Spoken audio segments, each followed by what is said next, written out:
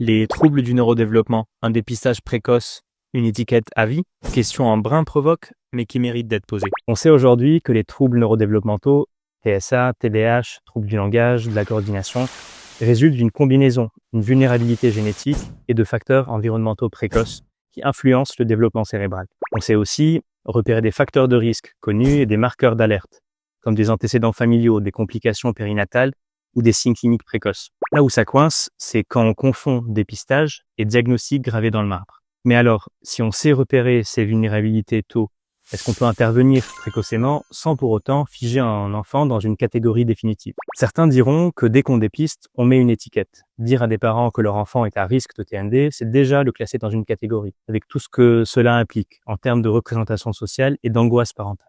Mais à l'inverse, ne rien dire sous prétexte d'éviter les cases, c'est risquer une perte de chance. On sait que les prises en charge précoces ont un effet direct sur la plasticité cérébrale et qu'elles améliorent d'autant plus le développement langagier, psychomoteur, l'autonomie et les compétences socio-émotionnelles qu'elles sont proposées tôt.